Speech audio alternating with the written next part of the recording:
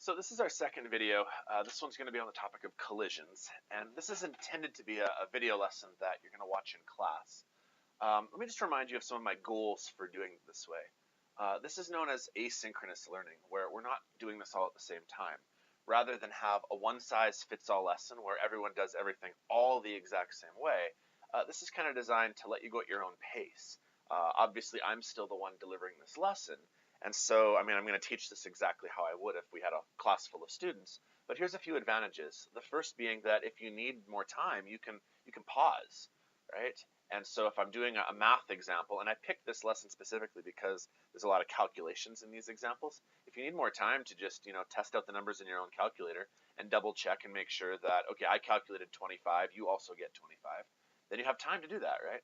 Whereas when we're in class sometimes, you fall behind, the general pace of the class. Maybe it goes a little bit faster than you're ready for.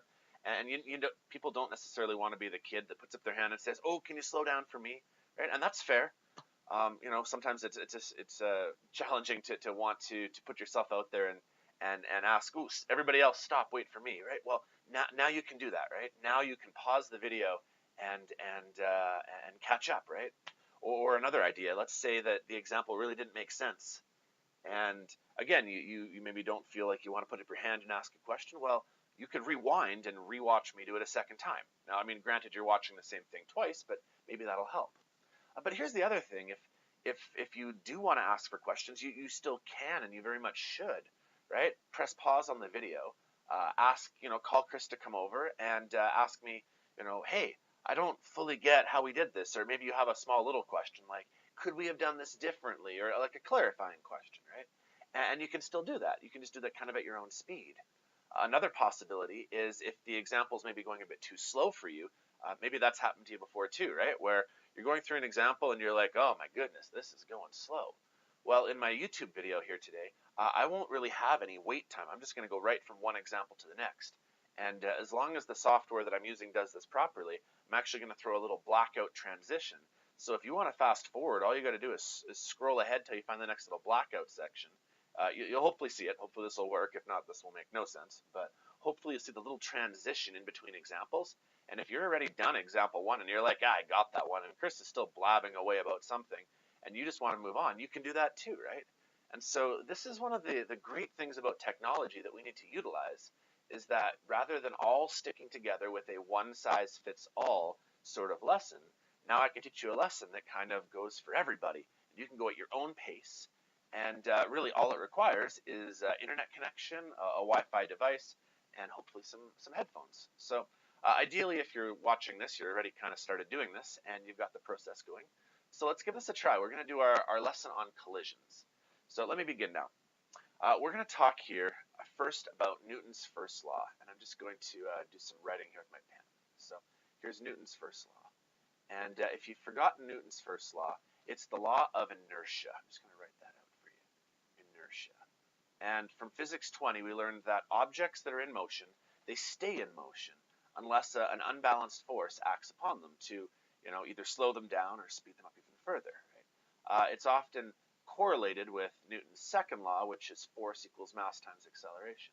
And so if you have a force, if you increase the force, you can increase the acceleration, and you can make something go faster. But if you have no acceleration and no force, an object will continue in motion basically on that path for forever. Right? And that's kind of the main theme behind the today's topic of collisions.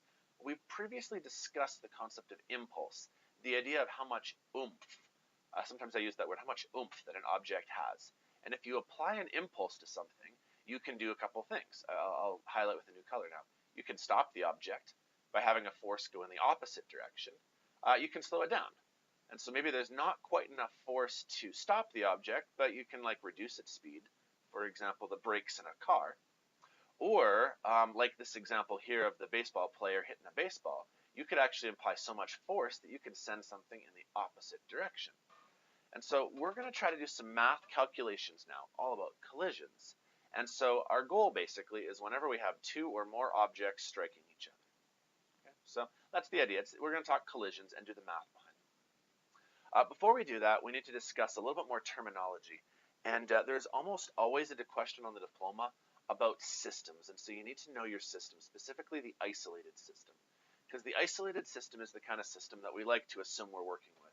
It's a system in which we believe that energy and mass are being conserved, where no energy is being lost. And when I say lost, I'm using like air quotes, like I'm doing lost, but like with the little air quotes around it. That's the word lost, by the way. Because as we know, energy is really never lost. It's transformed into other forms, like, say, heat or light or friction or sound. We're assuming that whatever system we're considering then, both matter and energy are going to remain in that system. There's no loss due to efficiency, right? It's not a 99% efficient. It's 100% efficient. All the energy remains. By the way, if you're not familiar with the three types of systems, they're in this diagram right over here. The three types of systems are the open system, the closed, and the isolated. So maybe just to do a quick recap on this in case you're not familiar already.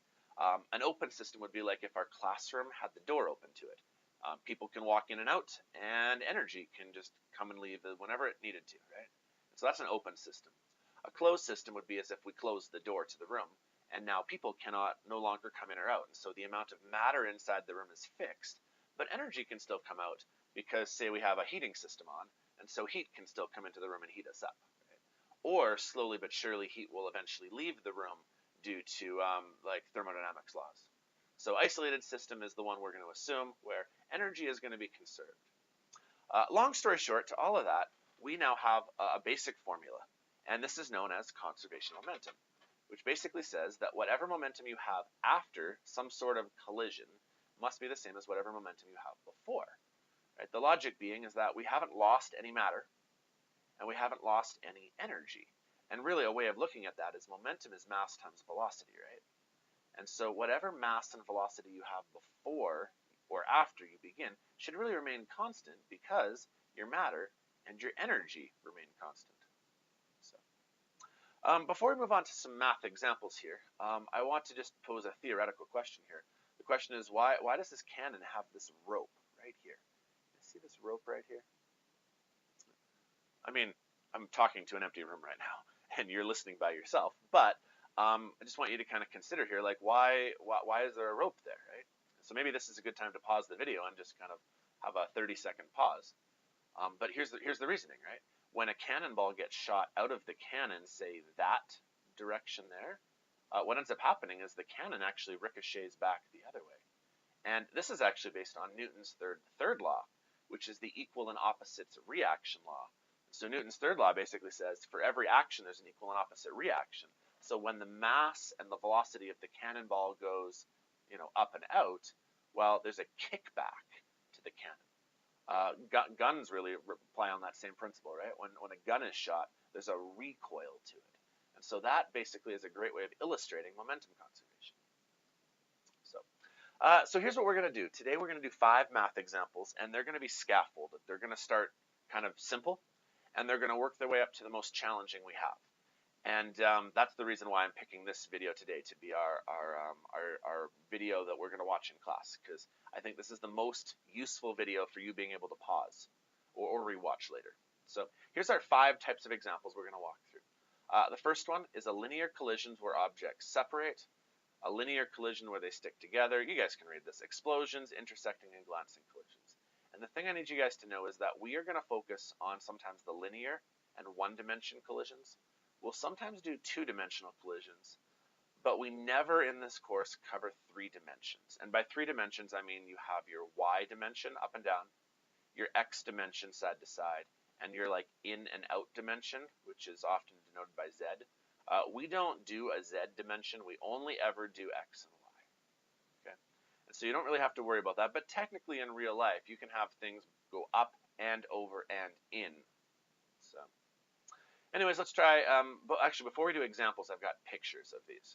Okay, so the first picture here is a linear collision where objects separate, and a great example of this would be pool balls being hit each other.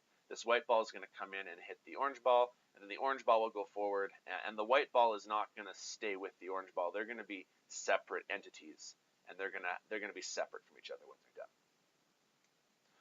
Here's an example though where they're still linear, and by linear I mean they're still traveling in the same like plane of motion, But what happens is when this blue vehicle rear ends the red vehicle, they're going to stick together.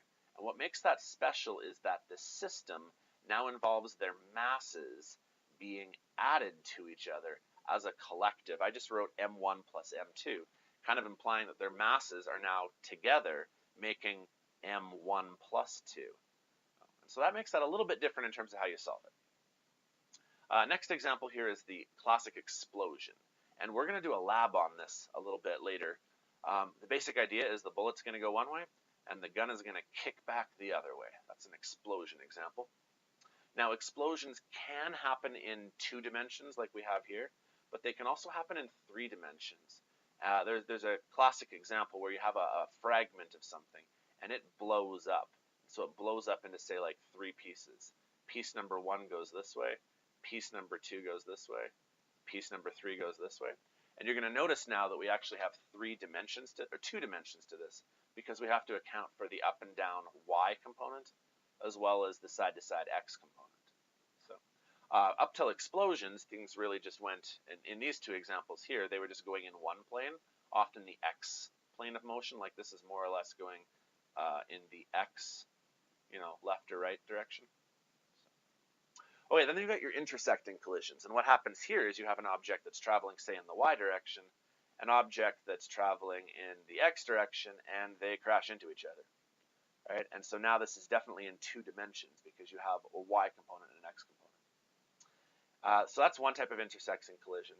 The other type of collision is known as a glancing collision, and I think curling stones are a good example.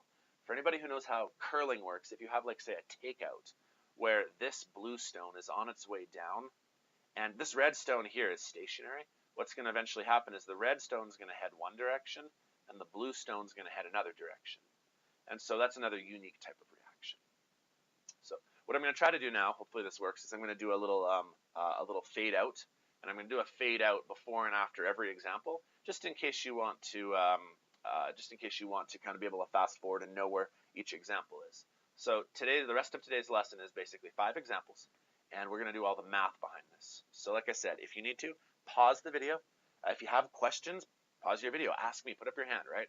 I'm free in class for this very reason now to give targeted one-on-one support to you guys. The other thing is that if you want to rewind it, go ahead and rewind, right? You can literally re-watch me teach this again.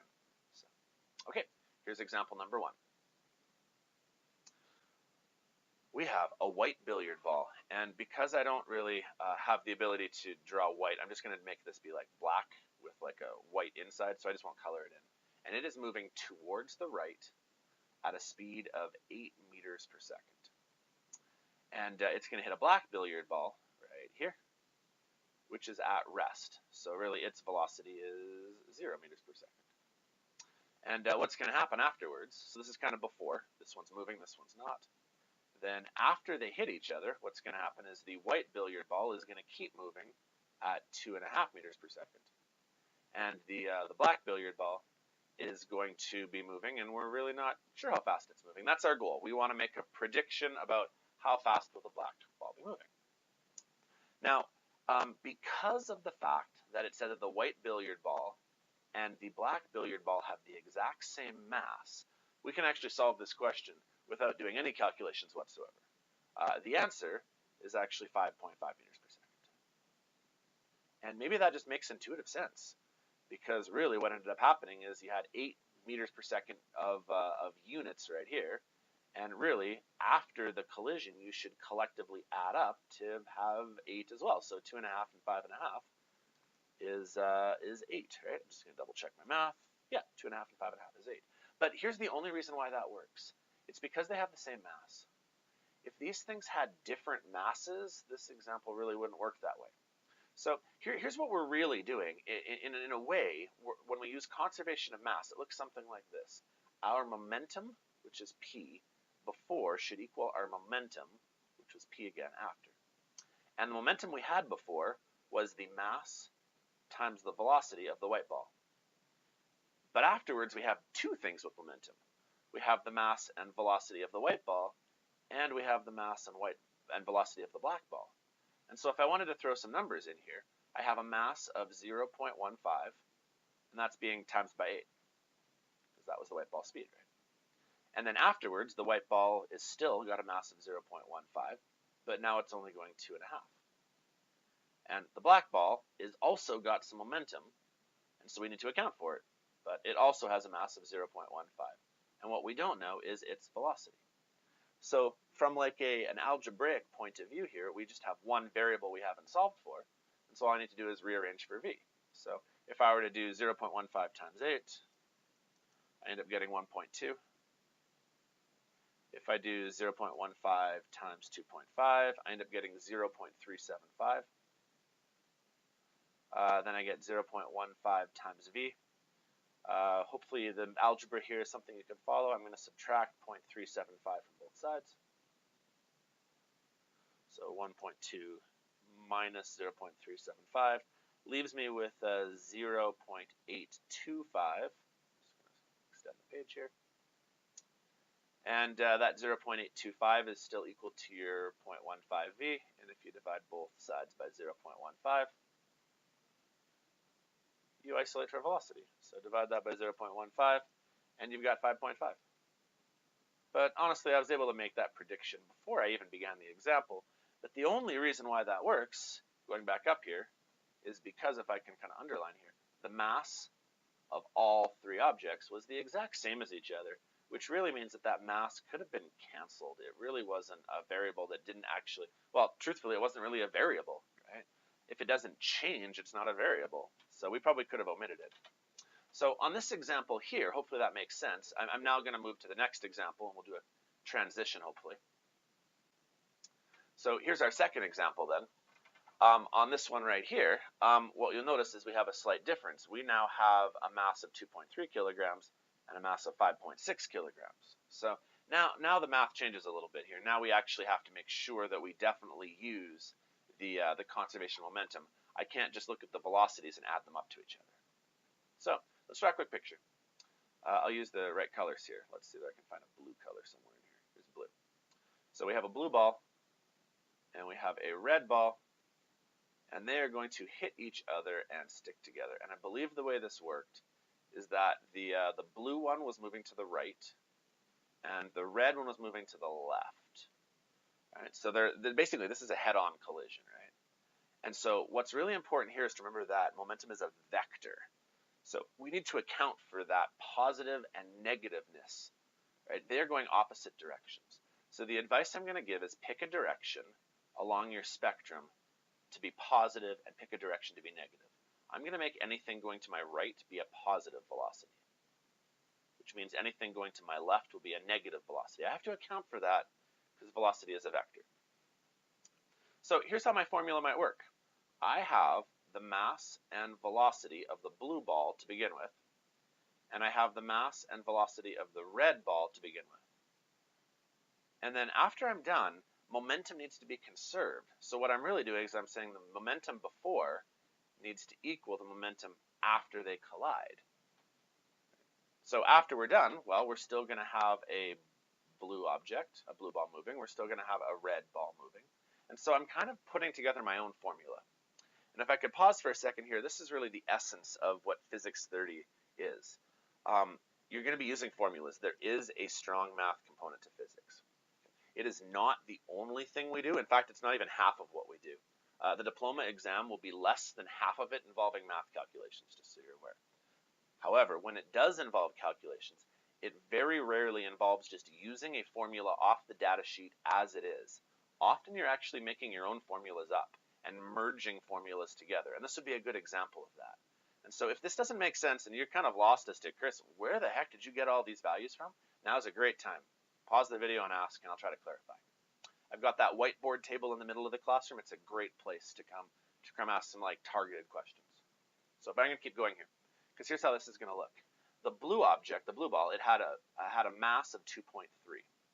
And I'm going to multiply by the blue velocity, which it said was 12. Well, the red ball had a mass of 5.6. But its initial velocity of 8.1, I'm going to make negative 8.1. Because it's going the opposite direction, right? One was going to my right, one's going to my left. One has to have a negative vector velocity. That's a 1 there, by the way. Okay, well, after the collision, they stuck together. That's another really important thing here, which means I don't have two separate objects anymore. I need to erase this, and I basically need to say, well, I now have one object. I have a mass, and I got to find the velocity of like blue slash red because they're now stuck together. One object and one object have now merged to make a final object. Okay, well, what's the mass of that final object? Well, it's not 2.3, and it's not 5.6. It's actually adding both of them together. It's 7.9, right? Because if I add 2.3 and 5.6, it's 7.9. That's the collective mass. And what I'm not really sure of is what the final velocity is of the blue and red combination. So now my goal basically is to solve for this velocity here.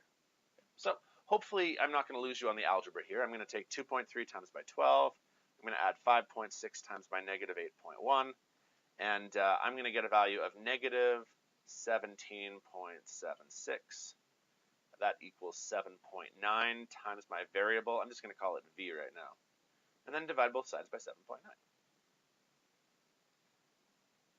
And so once I'm done doing that, my final velocity, divided by 7.9, ends up being negative 2.24. And that'll be meters per second. But I need to do a little bit more work here before I finalize this. First thing is I don't have the right number of sig digs. As I relook over the question, I'm only allowed to have 2 sig digs, so it's 2.2 meters per second. And then the last thing I want to consider is that negative sign. Does that negative make logical sense? Well, hang on, consider this for a second. We had the smaller mass, but it's traveling at a higher speed. But then you have a bigger mass traveling kind of a reasonable speed. If I were to calculate these momentums just kind of in my head, 12 times 2.3 is momentum of about 24. Whereas when we had 5.6 times by 8.1, 5 times 8 is roughly a momentum of about 40.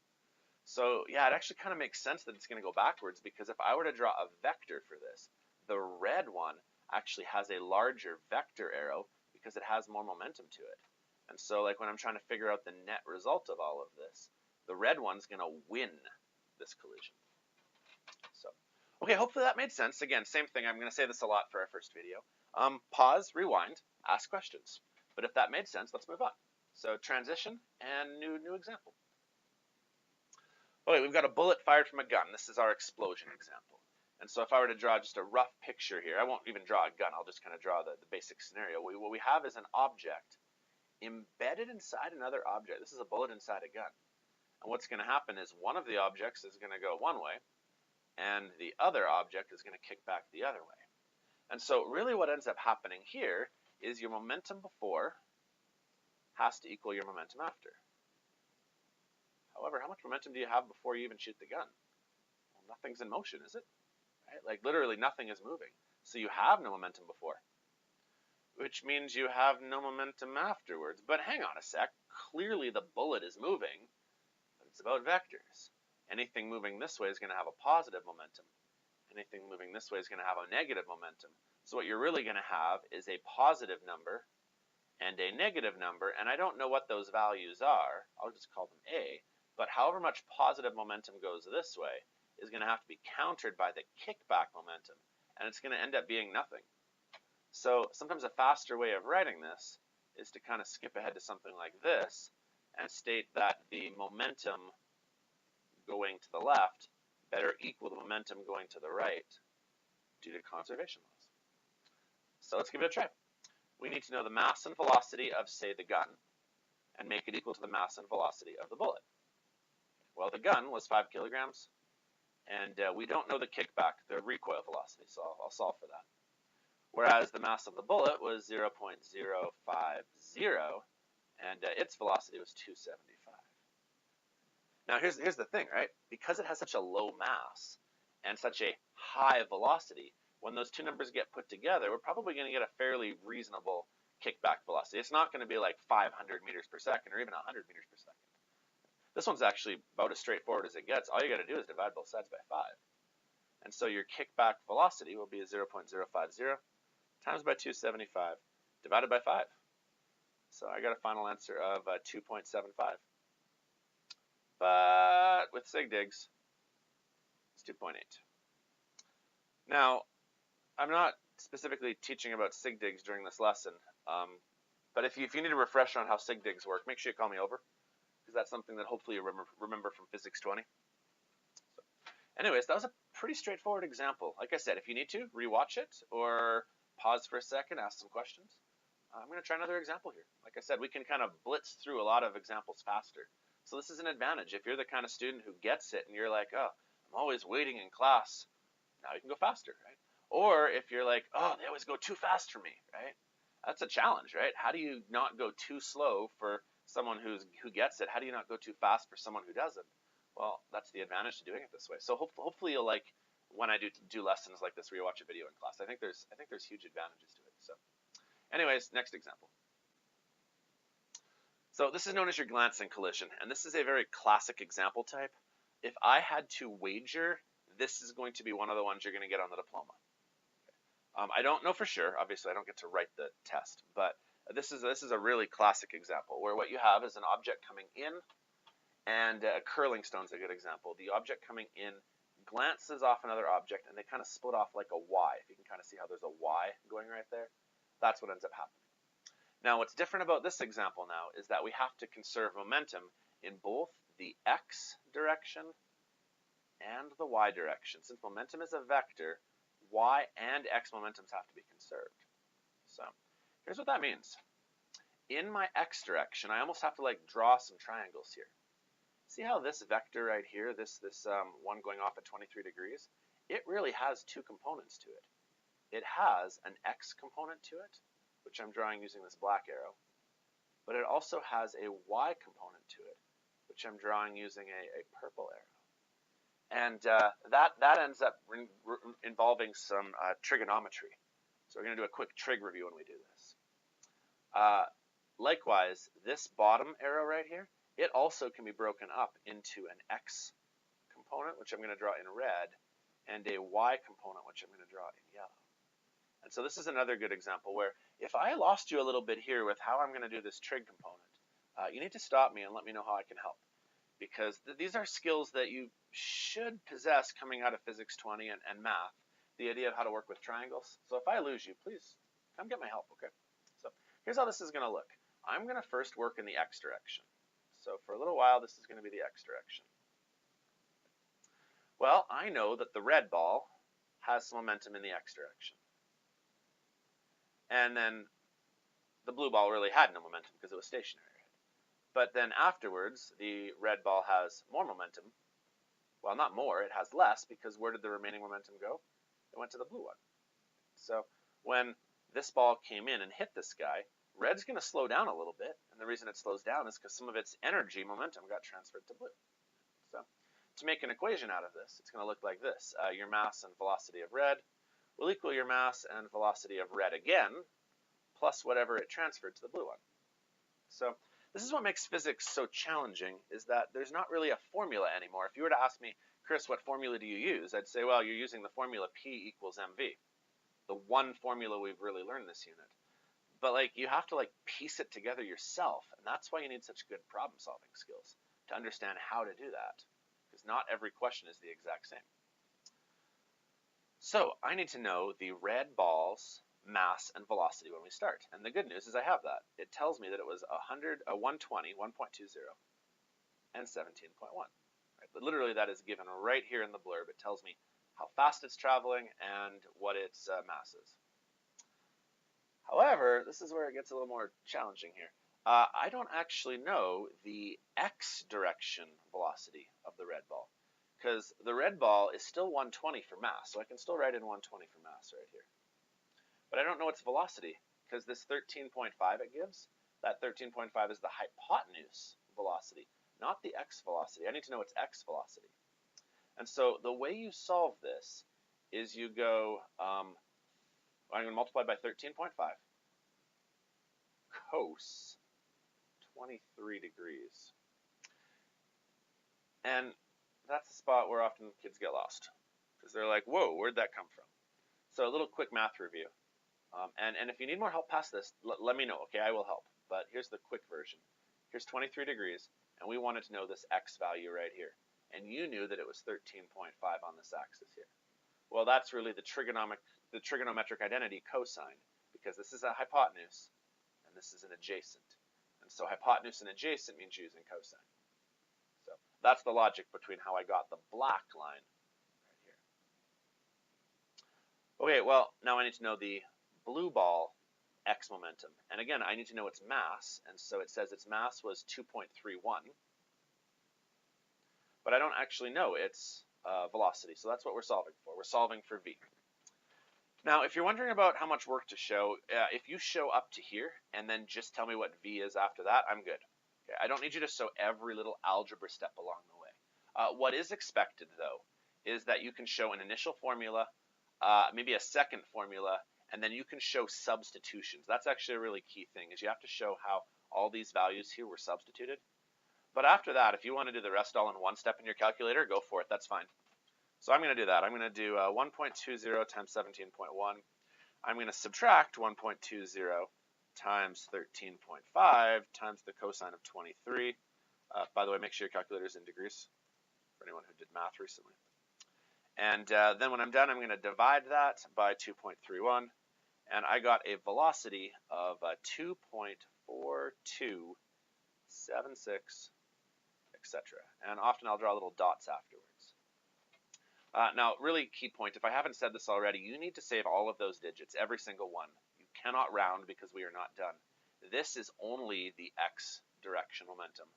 So if you could think of it as a vector right here, this line that I'm now drawing over top of in purple, no, it's not that one. It's this red line. This red line is, well, now it's purple. But what was the red line, it is what we've now solved for.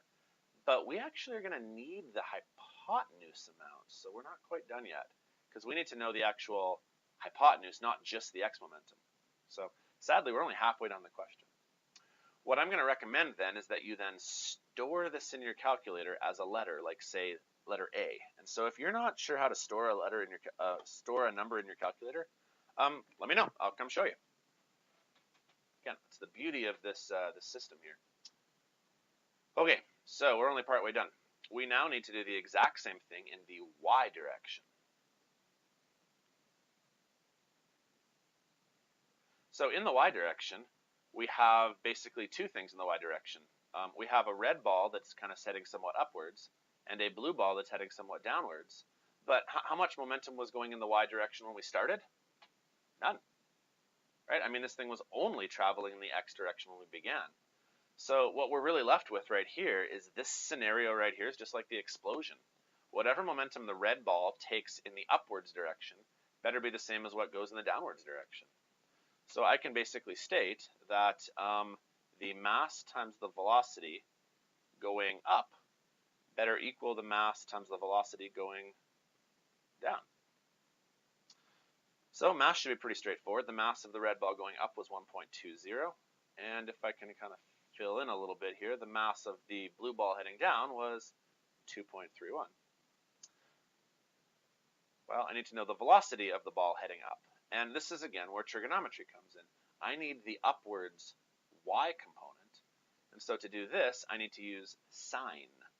So I'm going to take the hypotenusal velocity of 13.5, but I'm going to times it by sine of 23 degrees. And then over here is my final variable for v. Okay, so pause there, rewind that if you got stuck at all along the way.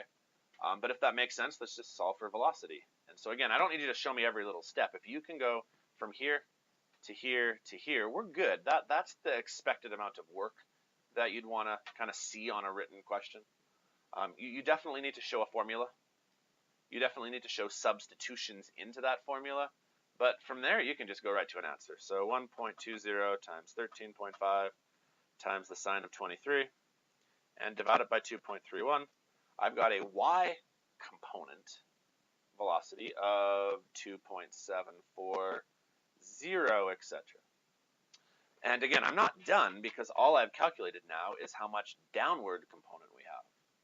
Right? If I were to redraw this, I've now calculated how far this thing has been able to travel in the x direction momentum-wise. I've been able to calculate how it's been able to travel in the downward direction, velocity-wise, not momentum-wise. And so I know those numbers. I know this number here is 2.740. I know the top number was 2.42 something, but what we really need is the hypotenuse. So I'm going to store this number then as letter B in my calculator, just so that I've got it saved. And then we need the hypotenuse. Hopefully you're familiar with your triangle logic. This is the Pythagorean theorem. A squared plus B squared will equal C squared. So I'm going to take my answer for A, which was 2.42 square it, add my answer for B, which was my y component, square it, and then make that equal to C squared. And when I'm done, I'm just going to square root. So let's try it. I'm going to take alpha A and square it. I'm going to add alpha B and square it. And when I'm done, I'm going to square root the whole thing. So this is one of the reasons why I think this lesson is very purposeful for doing this lesson with like a video in class, is that if you don't get the same answer as me, I guess one of two things happens. Either I messed up, which happens, or you made a mistake, but now you have the time to pause and find the mistake, right? And if you did get 3.66, then move on, right? But wait, hang on. Don't move on just yet. I hope you didn't move on. There's one more thing you need to do. Well, actually two things. One is sig digs. So it looks like we do get 3 sig digs. The other one is we need to know an angle. If this is a vector, it's often common that you're going to be asked for this angle right here. And so the way you always are solving for an angle is you use tan inverse, because you're going to use your opposite value, which was the 2.74 number, and divide by your adjacent value, which was the 2.42 number. And that will get you the angle at which you moved as well. So I'm going to inverse tan my opposite, which I think was letter B for me, over my adjacent. And I've got an angle of 48.5 degrees. And so probably the best way of writing this is that you're heading mostly towards the east, and you're going to go 48.5 degrees towards the south. And so this would be your final answer. If you want a quick tutorial about how angles work, with how I wrote like east 48 south, let me know. I can help with that. The basic idea is that you were heading mostly this way, which is east, but then you started tilting a little bit downwards, which is south, so that's kind of where that logic came from. Okay, let's do one last example.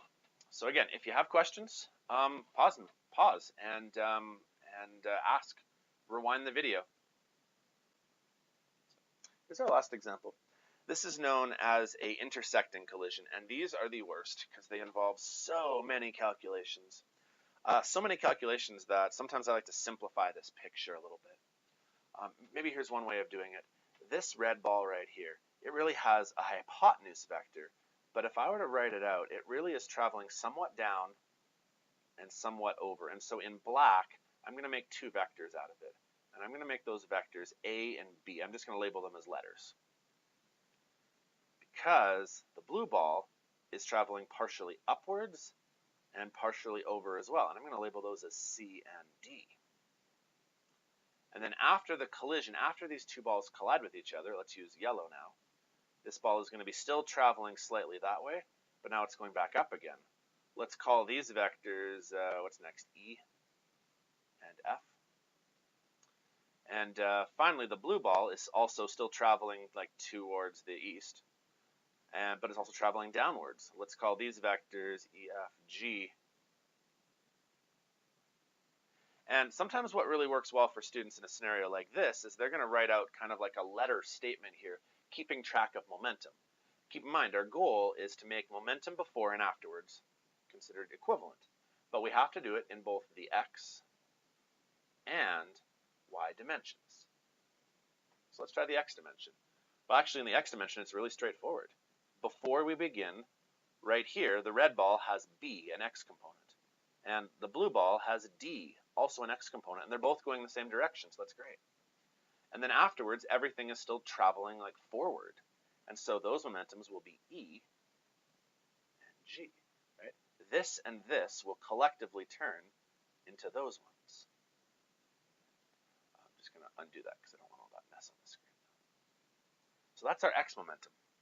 So why don't we start with that one first, actually. Let's find the x momentum for B and D. Well, okay, so the way of doing that is I need to know their mass. So let's pick this out one at a time here. we need to know the mass and the velocity, the mass and the velocity, the mass and the velocity, the mass and the velocity. That's kind of a tedious step, but it's kind of needed. We need to state our formula first.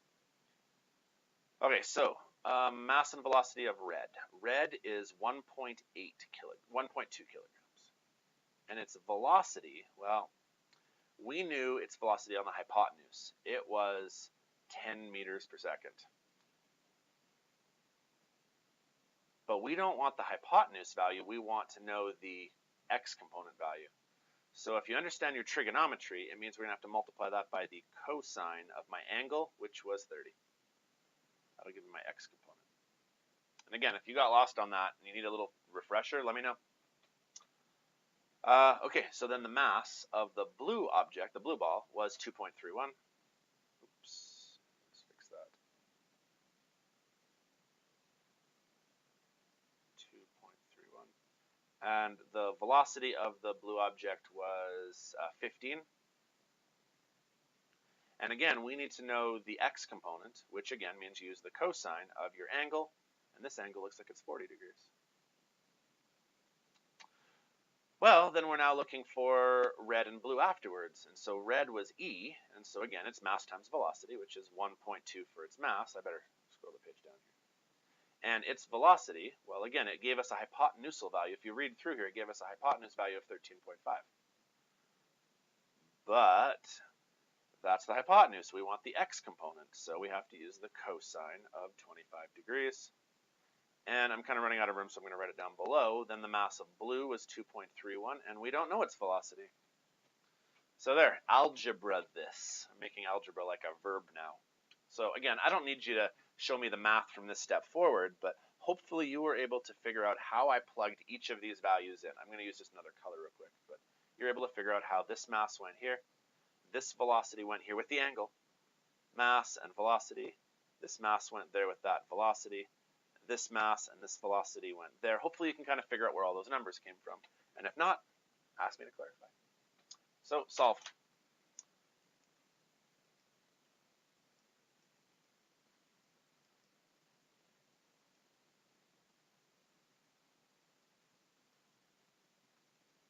I'm just typing away in my calculator.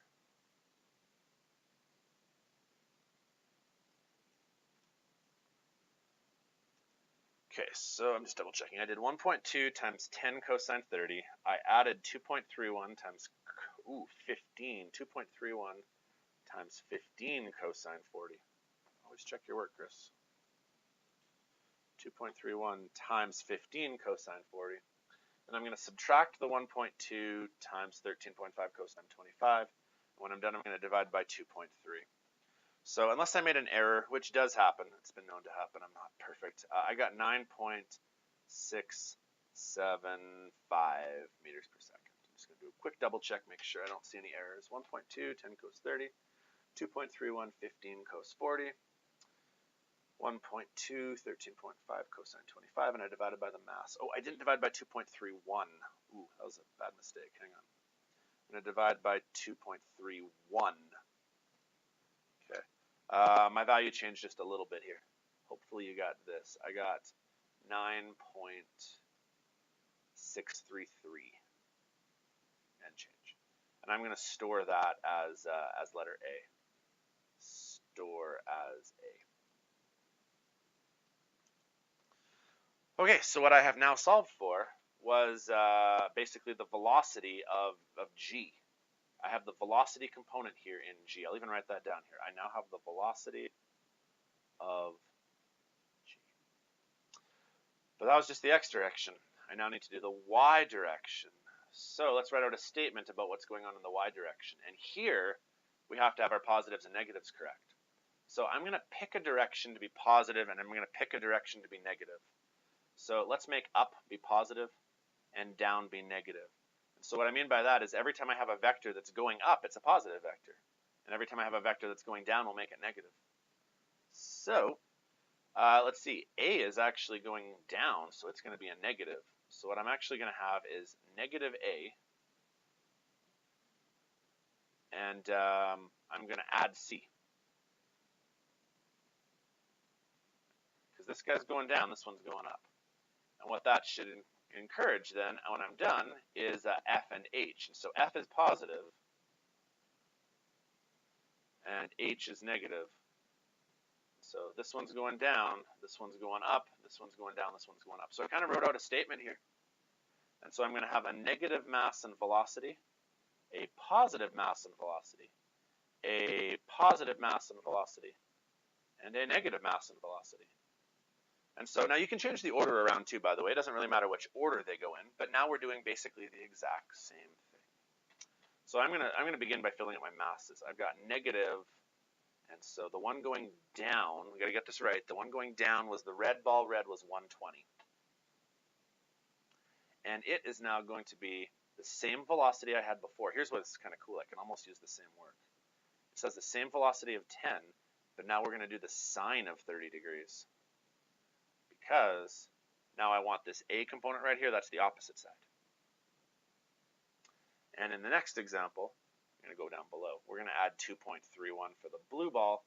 It was still traveling 15. I'm just looking up here, by the way. I'm looking at this previous example.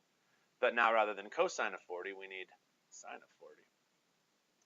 And afterwards, okay, which one's going the positive direction? The positive direction ball is actually the red one, yeah. So the red one's positive. So the red one's positive, so we need to do 1.20 again times 13.5 times the sine of 25. And then we need to minus 2.31, and we're going to solve for that velocity. So, okay, that was a lot all in one step. This would definitely be a time where you need to pause and try to make sense of what I did and ask questions, right? So, but if you could follow along as to where all those numbers came from, we have a negative momentum going down and a positive one going up, and then a positive one going up, and we're looking for the negative one going down. That's more or less what I've done. And all I've done is I've transposed all of the values from the previous example we did. I'm just changing all of them to sine rather than cosine because we want the y components, not the x components. So I'm going to redo my work here now and solve this. So I'm going to have negative 1.20 times by 10 sine 30 plus 2.31 times 15 sine 40.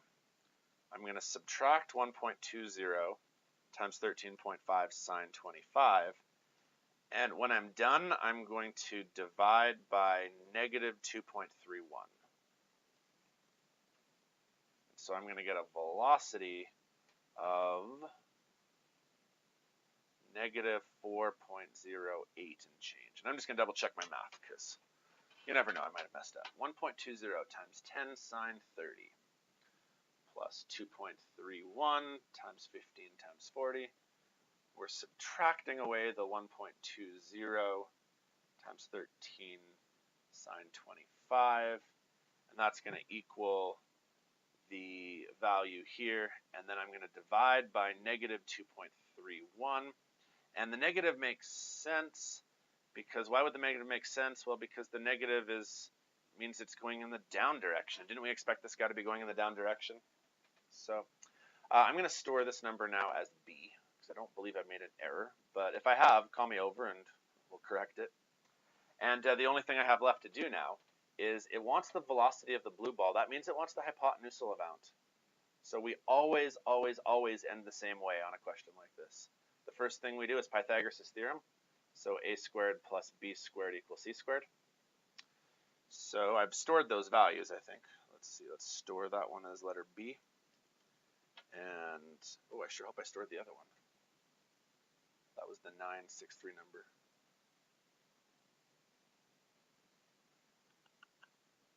Did I store it as A? Yes, I did store that. Okay. So, and don't forget, when you have a negative value, when you square it in Pythagoras' theorem, it really doesn't make a difference. So, I mean, one of these numbers is going to be the negative 408 number squared. One of these numbers is going to be the 963 number squared. And when you solve, you just got a square root. So, let's give it a try. That number squared plus that number squared. And we square root the whole shebang.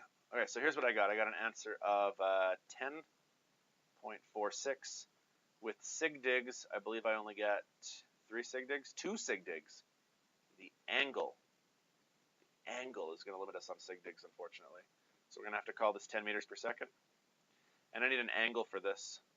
So to do that, let's do a tan inverse.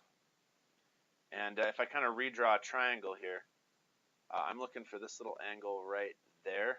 I'll redraw it here. We need the x component as the adjacent, the opposite, so that'll be opposite and adjacent. So I am going to do the y value over the x value. So I'm going to inverse the 4.08 value over the 9.63 value. And I want to point one thing out. I'm going to skip the negative sign this time because, well, what's the best way of describing this? We're going to consider this to be, even though we know it's going in a downward direction, we just want the raw positive value to get this angle here. So let's not use a negative value. Let's just make it positive.